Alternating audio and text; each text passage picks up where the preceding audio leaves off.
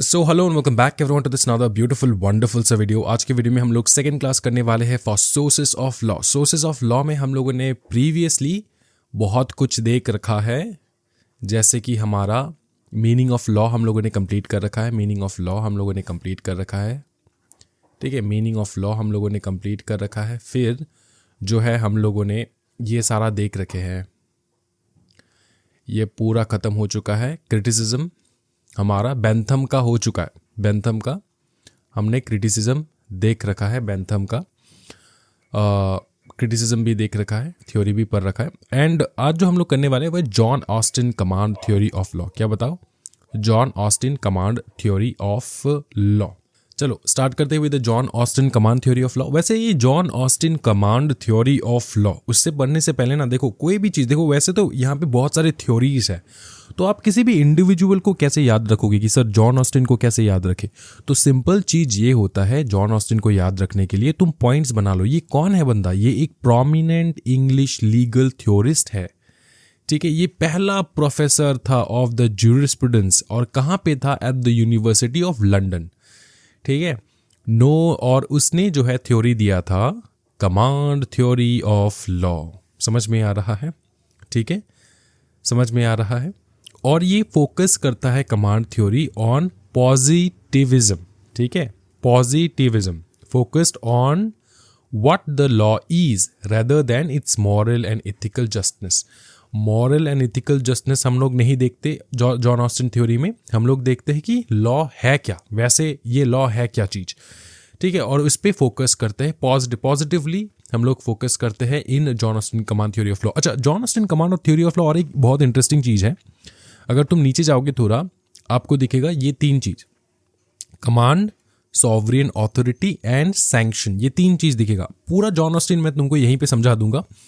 John Austin क्या कहता है? जॉन ऑस्टिन कहता है कि कोई भी लॉ, ठीक है, वो बनता कैसे? कोई भी लॉ के बारे में अगर हम लोग बात करें, कोई भी लॉ के अगर बारे में हम लोग बात करें तो ये लॉ बनता कैसे है? सबसे पहला क्वेश्चन जो है वो ये आता है कि ये लॉ बनता कैसे है, ठीक है। तो बनता कैसे? तो अब जॉन ऑस्टिन कहता है कि ये जो लॉ है ना, ये एक कमांड है, ये एक कमांड है। क्या बताओ? ये एक कमांड है, और इस कमांड को देने वाला बंदा जो है, देने वाला बंदा वो एक सॉवरियन ऑथोरिटी है, सॉवरियन ऑथोरिटी। अब ये सॉवरियन ऑथोरिटी क्या है? सॉवरियन मैंने तुमको पहले ही बता दिया था कि एक अल्टीमेट बंदा या फिर ग्रुप ऑफ पीपल जिसके डायरेक्शन पे सब लोग चलते हैं, ठीक है, और एक इंडिपेंडेंट कंट्री का, ऑब्वियसली समझ में आ रहा है। तो उस सॉवरियन ऑथोरिटी, इंडिया के केस में द गवर्नमेंट ऑफ इंडिया, ठीक है, ये है sovereign authority, government of India, government of India example के तौर पे ले लो, government of India. Sovereign law क्या है बताओ? लॉ एक प्रकार का कमांड है जो देता है बाय द सॉवरियन ऑथोरिटी, और इसको फॉलो करने के लिए पता है इसके पीछे क्या लगा देते? लॉ के पीछे लगा देते सैंक्शन, लगा देते सैंक्शन। सैंक्शन मतलब इसको फॉलो करने का प्रोसीजर, और अगर उसने फॉलो नहीं किया तो उसके कॉन्सिक्वेंसेस, ठीक है, कॉन्सिक्वेंसेस, पनिशमेंट। सैंक्शन मतलब पनिशमेंट, ठीक है, पनिशमेंट, याद रखना, पनिशमेंट, सैंक्शन, पनिशमेंट। तो लॉ क्या है बताओ? लॉ एक प्रकार का सर कमांड है, दिया जाता है बाय द सॉवरियन ऑथोरिटी, और अगर फॉलो नहीं किए उसके पीछे लग जाता है सैंक्शन। यही है Austin command theory of law. समझ में आ रहा है? ये पूरा मैंने एक्सप्लेन कर दिया। एक बार ऊपर से मार्किंग करते हुए नीचे आएंगे। जॉन ऑस्टिन को याद कैसे रखना है सर? जॉन ऑस्टिन को याद करने के लिए तुमको याद करना है कि वो एक प्रोमिनेंट इंग्लिश लीगल थ्योरिस्ट था, इंग्लिश लीगल थ्योरिस्ट था, समझ में आ रहा है। और वो पहला प्रोफेसर था of the jurisprudence, professor of jurisprudence, कहाँ पे? At the London university, university of London. और उसने थ्योरी बनाया था कमांड थ्योरी ऑफ लॉ, ठीक है। और उसके कमांड जो है पॉजिटिविज्म के बारे में बात करता है, understood, rather than the moral और ethical justice. Moral and ethical justice के बारे में बात नहीं करता, ये सिर्फ फोकस्ड रहता है on the command theory, understood. ये समझ में आ चुका है। इसको थोड़े और क्लैरिफिकेशन से परे क्या? Okay, Austin classification of law, law properly so called general command issued by political superiors to political inferiors, मतलब वही है। पॉलिटिकल सुपीरियर्स मतलब जो सत्ता में है, और पॉलिटिकल इन्फीरियर्स मतलब हम लोग। एग्जाम्पल, लॉ इनेक्टेड बाय अ सॉवरेन, लॉ इनेक्टेड बाय अ सॉवरेन, सॉवरेन मतलब वो इंडिपेंडेंट अथॉरिटी जिसके कहने को हम लोग मानते हैं, जो हमको चलाते हैं, जैसे कि द गवर्नमेंट ऑफ इंडिया। अब law improperly so called, not command issued by political authorities. अब यहाँ पे बात करें हम लोग की किस चीज को हम लोग लॉ नहीं कहते, ठीक है, किस चीज को हम लोग लॉ नहीं कहते। Law improperly so called, not commands issued by political authorities. Political authorities ने अगर कोई कमांड नहीं दिया वो लॉ नहीं है। Example, law of nature, moral loss, customary practices, ये सारे। तो देखा जाए तो हमारा जो ऑस्टिन भैया है वो भी एक प्रकार का बहुत बड़ा बकलोल है, क्योंकि उनको लगता है कि सिर्फ जो कमांड सॉवरेन ऑथोरिटी जो कमांड देते हैं वही लॉ है, और लॉ, नेचर का law, moral law, customary law, ये कुछ नहीं है उसके हिसाब से। समझ में आ रहा है? अब उसका क्रिटिसिज्म में देखेंगे हम लोग आराम से, ठीक है। Command, a directive issued by a superior sovereign authority, the ultimate source of the law, जो बंदा इस लॉ को बनाता है, whose command are habitually obeyed, सब लोग ओबे करते हैं उस कमांड को, ठीक है। सैंक्शन, सैंक्शन मतलब पनिशमेंट और consequences for failing to obey the command, for failing to obey the command, अगर तुम फेल हो चुके हो तो उसके पीछे पनिशमेंट लगेगा, कुछ कॉन्सिक्वेंसेस रहेंगे। ये इंपॉर्टेंट इसलिए है क्योंकि तुमको लॉ फॉलो करवाना है। ऑस्टिन कहता है कि तुमको लॉ फॉलो करवाना होगा तो पनिशमेंट। ये बहुत बढ़िया था, ये बढ़िया था सर जी, क्योंकि अगर तुम चाहते हो कि कोई तुम्हारा लॉ फॉलो करे तो उसके पीछे पनिशमेंट तो जरूरी है। अगर पनिशमेंट नहीं है तो ट्रैफिक रूल्स कौन फॉलो करेगा बताओ? For example, understood. फिर हम लोग देखेंगे criticisms of Austin command theory of law. Criticism में सबसे पहला चीज जो है वह है welfare laws and rights. Modern welfare states enact social legislations that confers rights and benefits, for example health care, education. These laws do not command or impose duties but empower individuals falling outside Austin's command framework. तो Austin के command theory of law के बाहर आ जाता है health care, education. समझ में आ रहा है?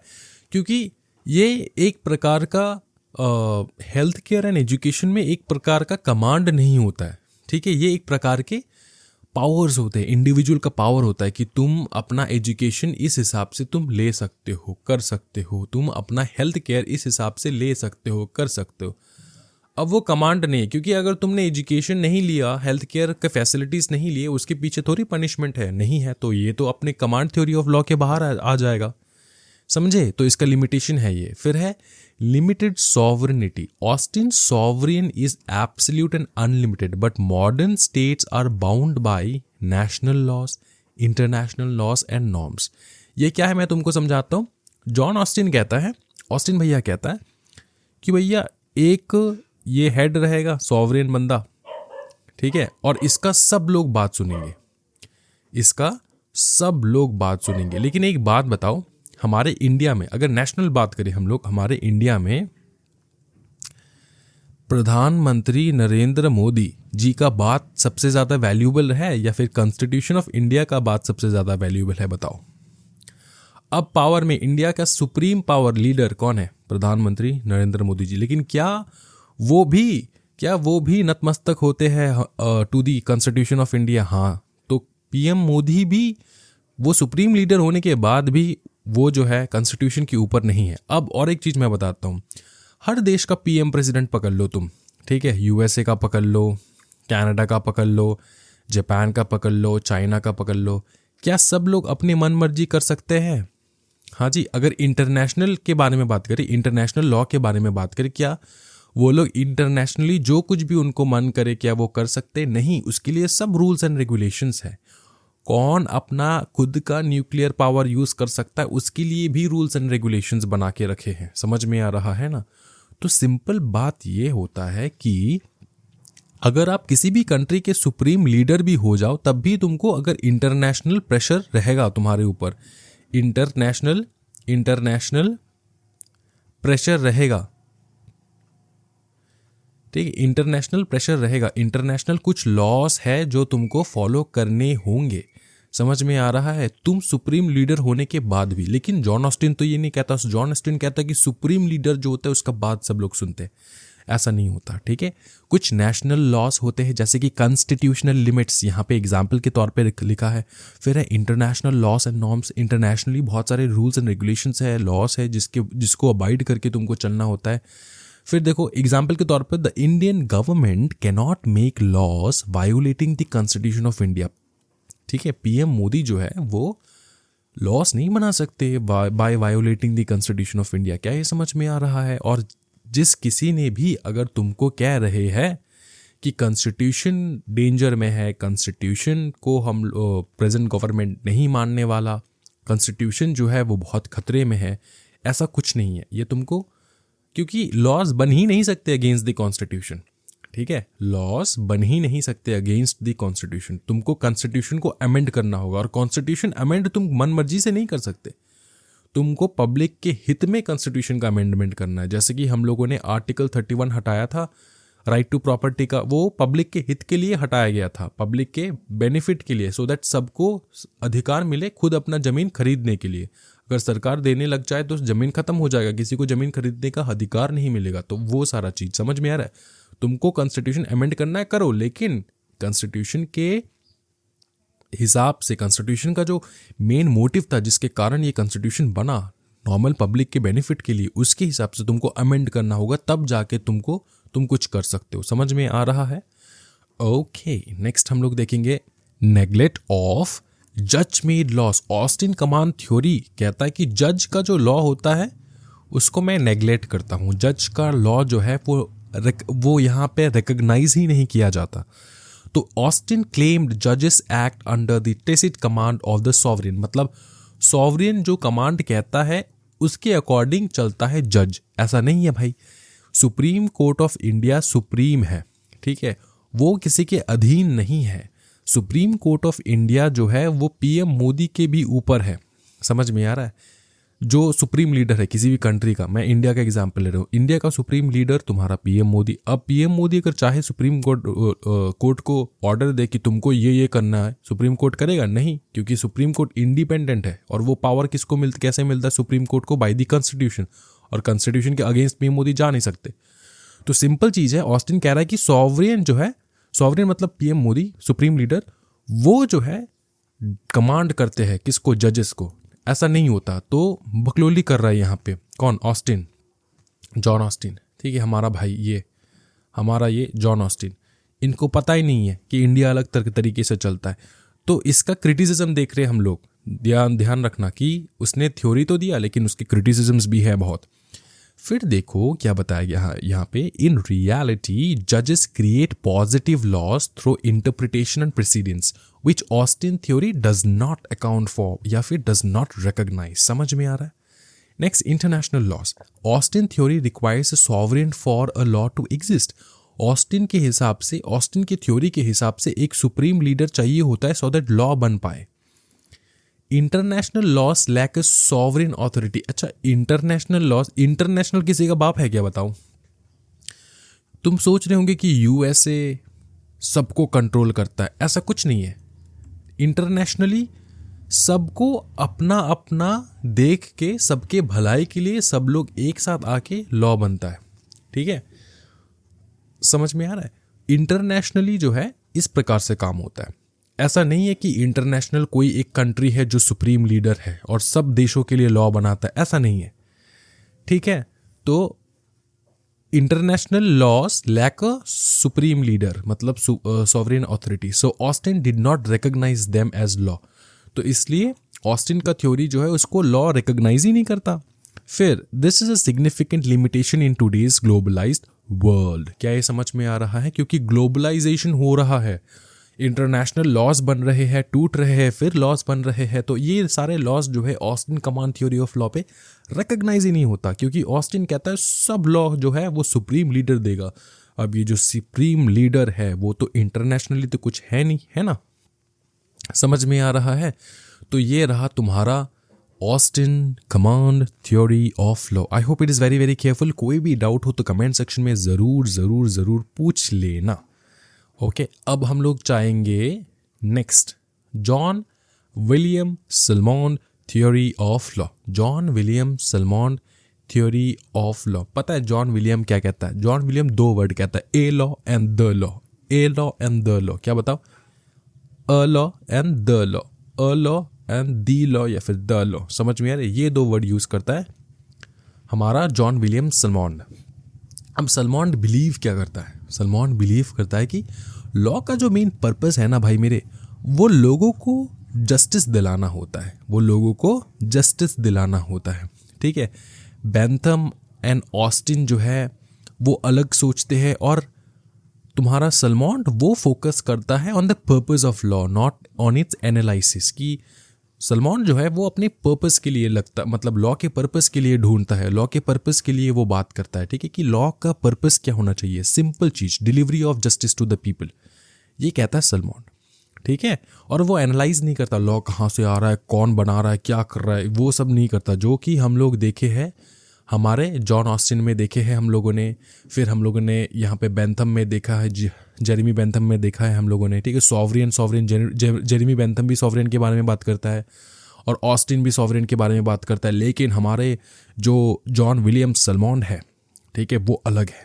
वो अलग है। वो कहता है कि भैया लॉ जो है कौन बना रहा है, क्या बना रहा है, मेरे को कोई फ़र्क नहीं पड़ता। मेरे को सिर्फ ये चीज़ जो है फ़र्क पड़ता है कि लॉ जो है वो बनना चाहिए for the justice of the people, to deliver justice for the people. समझ में आ रहा है? To the people.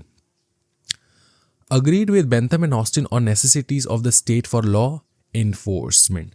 थोड़ा बहुत अग्री भी करता है कि स्टेट को लॉ इन्फोर्स करवाना चाहिए, ठीक है। लॉ को इन्फोर्स करवाना चाहिए।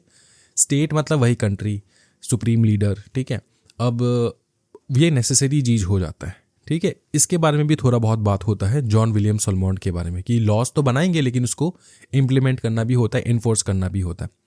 अब distinction between a law and the law, ये जो जॉन विलियम सलमॉन है ये 2 वर्ड के बारे में बात करता है, a law and the law. उसके थ्योरी में कहता है कि ए लॉ जो है ये refers to specific concrete laws के बारे में बात करता है। अ लॉ जो कि है Indian penal code, right to information act, ये स्पेसिफिक कॉन्क्रीट लॉज है। और the law refers to the abstract principles. Abstract principles के बारे में मैं तुमको बताता हूँ। एब्स्ट्रैक्ट का मतलब होता है जो इनमें से निकल के आता है, जो इनमें से निकल के आता है, जैसे कि civil law, criminal law, law and order. समझ में आ रहा है? ये इनमें से निकल के आता है।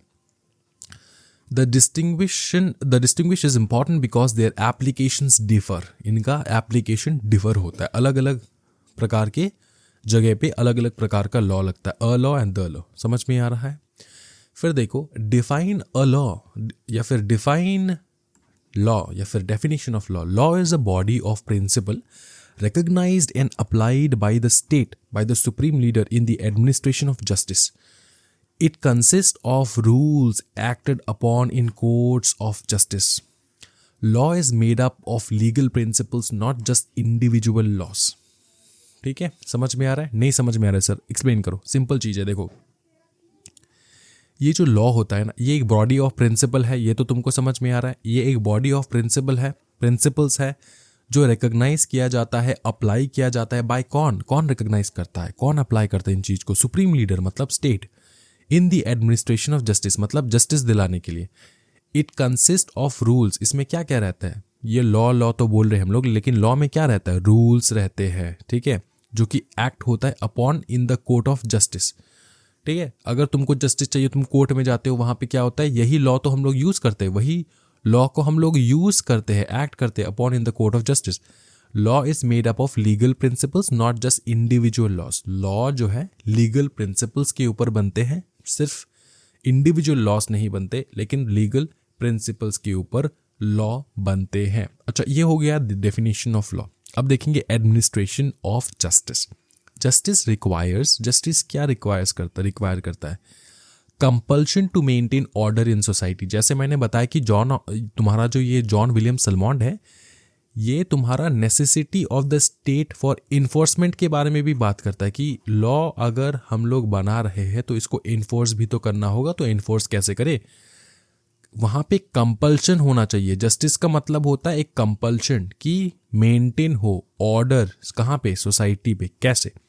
conflicts arise between individual and societal interest necessitates external control।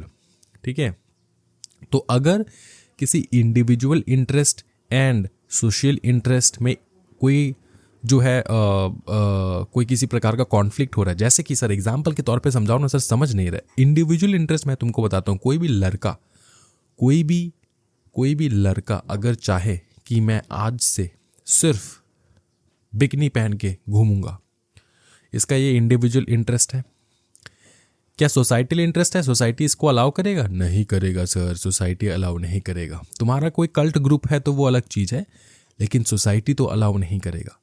तो अगर तुम्हारा इंडिविजुअल इंटरेस्ट अलग है और सोसाइटल इंटरेस्ट अलग है, तो दोनों में कॉन्फ्लिक्ट हो रहा है ना, दोनों में झगड़ा हो रहा है, राइट? तो इसको कंट्रोल के लिए क्या चाहिए होता है? उसको कंट्रोल के लिए चाहिए होता है एक्सटर्नल कंट्रोल। कोई बाहर से कंट्रोल करना चाहिए इसको। जो कौन करता है बाहर से कंट्रोल? सुप्रीम लीडर, मतलब state. The state uses physical force to uphold justice while society uses moral sanction. एक तो स्टेट करेगा, सुप्रीम लीडर क्या करेगा? सीधा सीधा फिजिकल फोर्स यूज करेगा, जेल में डाल देगा तुमको। ठीक है, पहली बात। सोसाइटी कैसे तुम्हारे ऊपर भाई, तुम्हारे पीठ पीछे बात करने लग जाएगा कि भैया ये तो वो है, तुमको मेंटल प्रेशर देगा, सोसाइटल प्रेशर देगा। फिर जाके तुम सोचोगे नहीं मेरे को पैंट शर्ट पहन के ही निकलना चाहिए। तो ये सोसाइटी इस प्रकार से मॉरल सैंक्शन लगाता है। तुमसे कोई बात नहीं करेगा, तुमसे दूर भागेगा सब सोसाइटी में, राइट? क्योंकि तुम उस प्रकार के बंदे हो जो बिकनी पहन के निकल जाता है। तो ये वाला चीज़ जो है तुमको ध्यान रखना है। दो प्रकार के यहाँ पे बात हो रहा है। एक होता है कि फिजिकल फोर्स लगाना बाय द सुप्रीम लीडर, जो कि है हमारा स्टेट, एंड दूसरा सोसाइटियल नॉर्म्स, दिमागी दबाव डालना। Role of the state, the primary task, सबसे मेजर टास्क स्टेट का ये होता है in the administration of justice. Law is the administration of justice, justice को एडमिनिस्टर करना, जस्टिस को लागू करना। Laws are secondary tools created to achieve justice. Law secondary tool होता है जस्टिस को अचीव करने के लिए। Justice can exist without loss but it is not desirable. Justice law के बिना भी हो सकता है, लेकिन it is not desirable. Desirable इसलिए नहीं है क्योंकि कोई भी बंदा जो है रैशनल होके कोई काम नहीं करेगा, राइट? कोई भी बंदा जो है ना, उसको डंडा देगा तुम, तभी जाके वो काम करेगा प्रॉपरली। तो लॉ जस्टिस हो सकता है विदाउट एनी लॉस। वो ऋषि मुनियों के ज़माने में होता होगा, अभी तो भाई कोई ऋषि नहीं है, सब लोग जो है हवस के पुजारी है। तो इसलिए जस्टिस जो है विदाउट लॉ हो सकता है, लेकिन डिजायरेबल नहीं है, क्योंकि सोसाइटी कोलैप्स कर जाएगा। सोसाइटी में पागल लोग जो है वो मन मर्जी करेंगे तो वो कोलैप्स हो जाएगा। इसलिए यहाँ पे कहा जा रहा है कि justice can exist without law but it is not desirable. ये डिजायरेबल नहीं है। नेक्स्ट हम लोग देखेंगे criticism of Austin command theory of law. यहाँ पे हमको पता चलता है कि ये जो ऑस्टिन, ये कौन सा ऑस्टिन बताओ ना? हाँ, सलमॉन, जॉन विलियम सलमॉन। यहाँ पे कट कर दो इसको, ऑस्टिन के जगह लिख दो Salmond. Criticism of Salmond command theory of law. इसको थोड़ा एडिट कर दो, सलमॉन लिख लो, ठीक है? कमांड थ्योरी तो नहीं है इसका, तो कमांड को कट कर दो एंड सिर्फ लिखो थ्योरी ऑफ लॉ, ठीक है? Salmond theory of law.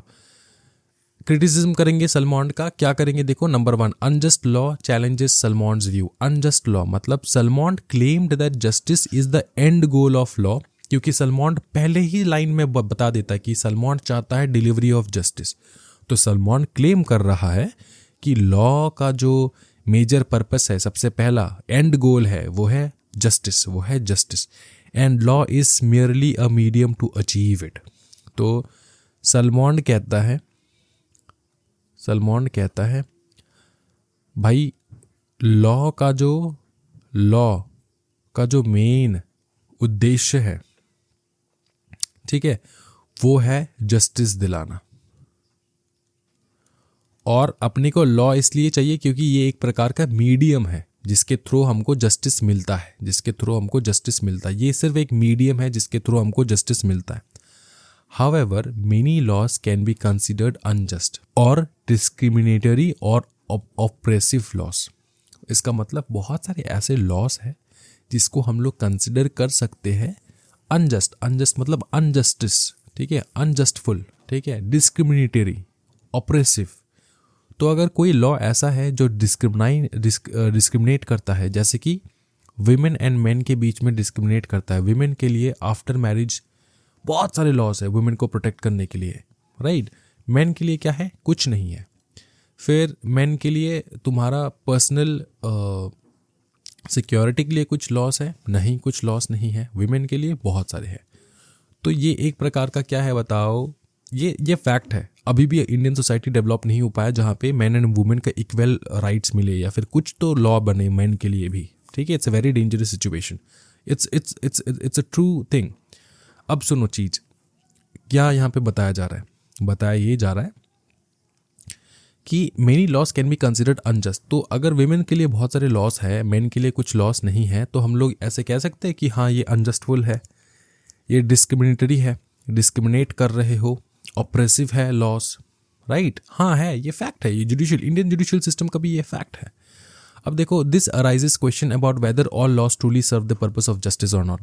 जैसे तुम्हारा सलमान कहता है कि सब लॉ जो है वो जस्टिस के टुवर्ड्स जाता है और जाना चाहिए.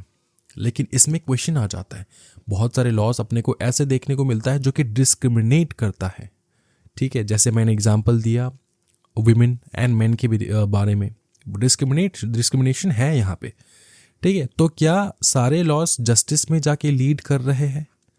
नहीं, आंसर नहीं है. नहीं, सारे लॉस जस्टिस नहीं दिलाता.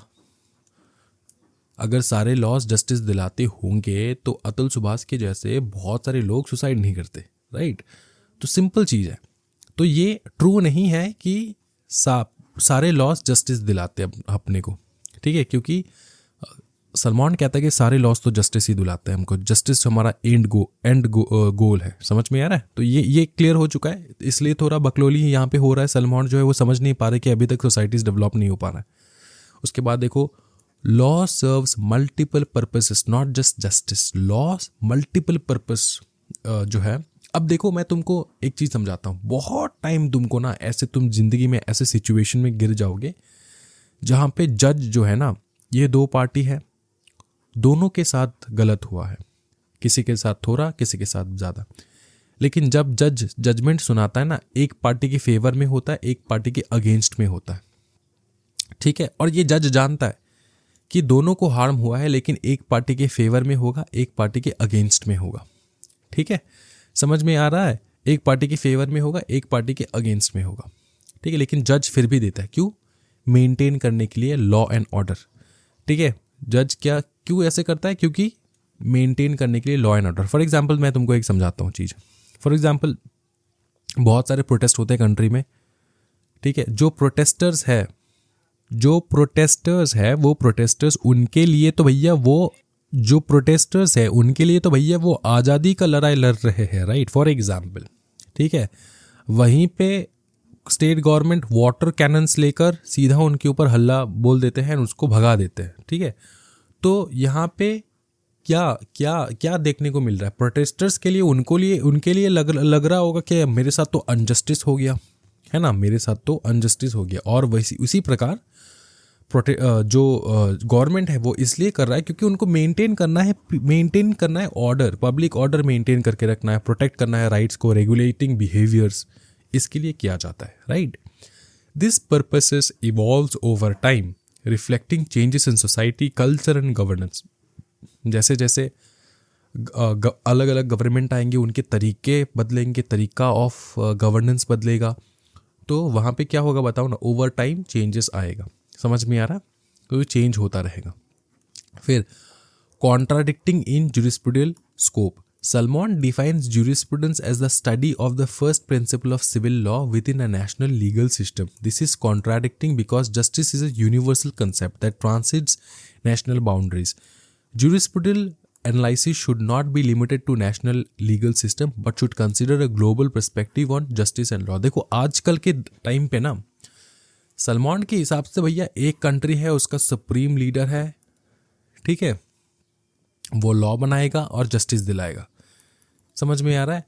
और ये एक उसके हिसाब से लिमिटेड है, वो नेशनल लीगल सिस्टम के बारे में बात करता है, ठीक है। लेकिन आज के डेट पे भैया यूएसए में बैठ के कोई बंदा तुम्हारे साथ जो है गलत कर सकता है, ठीक है। कनाडा में बैठ के कोई बंदा तुम्हारे साथ गलत कर सकता है, तो उसके लिए फाइट कैसे करे, उसके लिए भी इंटरनेशनल लॉस है, उसके लिए भी इंटरनेशनल लॉस है। तो इसलिए यहाँ पे ये बोला जा रहा है कि सलमान भैया सिर्फ नेशनली जो गलत हो रहे हैं उसके लिए हम लोग बात करेंगे, ऐसा नहीं हो सकता। आज के दिन में इंटरनेशनल लॉज फॉलो करने होंगे, इंटरनेशनल लीगल सिस्टम्स फॉलो करने होंगे, जो सब में इक्वली, मतलब इंटरनेशनली ये मान्यता हो कि हाँ यूएसए में जो लॉ बना है, इंडिया में जो लॉ बना है, वो एक प्रकार से इक्वल हो, सो दैट हमारा ऐसा लॉ नहीं बनना चाहिए कि पकड़ लो इंडिया में किसी ने, इंडिया के कोई भी लोग, कोई भी इंसान को अगर हार्म हो गया यूएसए के कोई भी बंदे से, तो यूएसए ऐसा लॉ नहीं बनाना चाहिए जो उस बंदे को प्रोटेक्ट करके रखे। उसने गलत किया है लेकिन उस बंदे को प्रोटेक्शन मिलता रहे, ऐसा नहीं होना चाहिए। तो जस्टिस जो है वो नेशनल होना चाहिए, इंटरनेशनल होना चाहिए, just not national. It is should not be limited to national legal system. क्या ये समझ में आ रहा है? तो ये रहा क्रिटिसिज्म सलमॉन्ड का। नेक्स्ट जो है वो है Roscoe pound theory of socio engineering. बहुत ब्यूटीफुल कहता है ये बंदा। ये क्या कहता है? ये सोशियोलॉजिकल ज्यूरिस्प्रूडेंस के ऊपर विश्वास करता है। क्या बताओ? सोशियोलॉजिकल ज्यूरिस्प्रूडेंस, सोशियोलॉजिकल ज्यूरिस्प्रूडेंस, ठीक है। मैं तुमको एक्सप्लेन करता हूँ, टेंशन ना लो। अब सुनो, ये जो हमारा रॉस्को पाउंड वाला भैया है, रॉस्को पाउंड वाले भैया क्या कहते हैं? कहते हैं कि भैया कोई भी तुम लॉ बना रहे हो, कोई भी तुम लॉ बना रहे हो, बनाओ, कोई टेंशन वाली बात नहीं है, लेकिन लॉ का जो प्रोसीजर है बनाने का, वो होना चाहिए कि सोसाइटी में क्या नीड है उसको पहचानो। सबसे पहले सोसाइटी की रियलिटी को पहचानो कि सोसाइटी में क्या नीड है, उसके हिसाब से तुम लॉ बनाओ। ये कहता है हमारा रॉस्को पाउंड भैया। अब देखो बात ऐसा कि हम लोग इतने सारे दिग्गज लोगों के बारे में पढ़ रहे हैं, Roscoe Pound, John Austin, Salmond, Bentham, इनके बारे में जो हम लोग पढ़े हैं, ये इसलिए क्योंकि हर किसी से थोड़ा थोड़ा हम लोग सीखने को मिलता है। जैसे रॉस्को पाउंड कहता है कि सोसाइटी से सोच के लॉ बनाओ, ठीक है, और हमारा सलमॉन्ड भैया कहता है कि भैया जस्टिस मिलना चाहिए सबको, ठीक है, और हमारा ऑस्टिन भैया तो भैया बवाल है। ऑस्टिन भैया कहता है कि सॉवरियन जो होता है ना, वो सुप्रीम है और वो जो लॉ बनाएगा उसको तुमको फॉलो करना होगा, and also at the same time उसके पीछे क्या लगना चाहिए बताओ? उसके पीछे लगेगा सैंक्शंस। ये कहता है अपना ऑस्टिन, और बेंथम भैया भी अपना अपना कह के गए हैं। अब देखो बात यह है कि सबके टीचिंग से थोड़ा थोड़ा हम लोग लेकर फिर जाके हम लोग कंप्लीट चीज़ बनाएंगे, क्योंकि एक बंदा तो सब कुछ नहीं बोल सकता, एक बंदा सब कुछ पढ़ा नहीं सकता, एक बंदा सब कुछ जान नहीं सकता, एक बंदा सब कुछ बोल नहीं सकता। इसलिए हम लोगों ने हर किसी से, हर दिग्गज लोगों से थोड़ा थोड़ा नॉलेज लेकर फिर हम लोग सोचते कि भैया लॉ बनना कैसे चाहिए। समझ में आ रहा है? अब देखो रॉस्को पाउंड क्या कहता है, was a leading proponent of sociological jurisprudence, जो एम्फेसिस करता है considering social facts in making, interpreting and applying loss. He believed law should reflect the needs and realities of the society. Socio engineering, देखो socio engineering या फिर social engineering. Pound compares lawyers to engineers. Pound सीधा भैया कहता है कि भैया अपना जो लॉयर है वो इंजीनियर्स के जैसा है, क्योंकि ये एम करते हैं to build an efficient society, क्योंकि लॉयर्स लॉ बनाते हैं सोसाइटी के लिए, जिससे सोसाइटी स्मूथली रन करता है। समझ में आ रहा है? उसका गोल ये है कि तुम मैक्सिमाइज करो satisfaction of human wants and minimise करो friction and waste. Friction and waste मतलब झगड़ा झगड़ी, ये सारा मिनिमाइज करो और ह्यूमन सेटिस्फैक्शन को बढ़ावा दो। This requires balancing competing interest in the society, क्योंकि सोसाइटी में एक का इंटरेस्ट एक होगा, दूसरा इंटरेस्ट वो होगा, तो ये इंटरेस्ट वाले ग्रुप, ये इंटरेस्ट वाले ग्रुप, इन दोनों ग्रुप के बीच में बैलेंस बनाए रखना वही चैलेंज है जो लॉयर्स फुलफिल करते हैं। समझ में आ रहा है? इसलिए सोसाइटी को शेप करते हैं वो लोग। क्लियर है भाई मेरे? ओके। की एलिमेंट्स क्या है सोशियो इंजीनियरिंग या फिर सोशल इंजीनियरिंग का? Recognise interest, individual interest, public interest, social interest को रिकॉग्नाइज करो सबसे पहले। डिफाइन करो limit, determine the boundaries within which this interest are legally protected. Secure interest, ensure these interest are protected within the defined limits. ठीक है, ये 3 चीज जो है अपने को सोशियो इंजीनियरिंग में जानने को मिलता है। सबसे पहला चीज ये होता है कि सबसे पहले तुम इंटरेस्ट को जानो सोसाइटी का। सबसे पहले तुमने इंटरेस्ट जाना, उसके बाद तुमने बाउंड्रीज लगाया, उसके बाद तुम ये बाउंड्रीज तुमने डाल दिया कि इस इंटरेस्ट का ये बाउंड्री होना चाहिए। अब तुम इंश्योर करो कि इसको बाउंड्री के अंदर ही इसको प्रोटेक्शन मिले।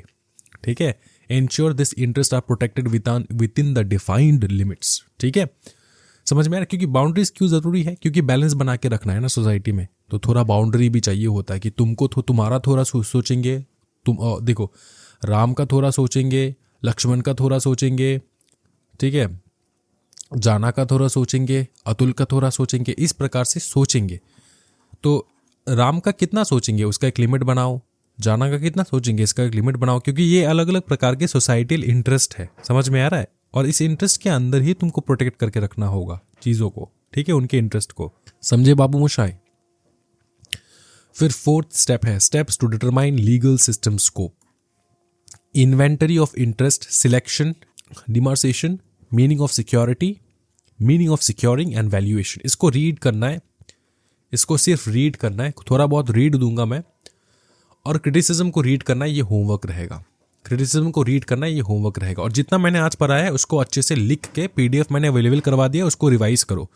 मैं नेक्स्ट क्लास पूछूंगा कि क्या तुमने सीखा है। नेक्स्ट क्लास हम लोग प्रोफेसर हल HAL हार्ट के बारे में सीखेंगे। हार्ट भैया बहुत बवाल कहते हैं, प्रोफेसर हार्ट बहुत बवाल कहते हैं। और हेंस कैल्सन, ये लास्ट रहेगा लीगल थ्योरी। उसके बाद जो है क्रिटिसिज्म देखेंगे हेंस कैल्सन के। उसके बाद नेचुरल स्कूल में चले जाएंगे हम लोग। नेचुरल स्कूल का थोड़ा बहुत यहाँ पे रहेगा, ज़्यादा कुछ नहीं है।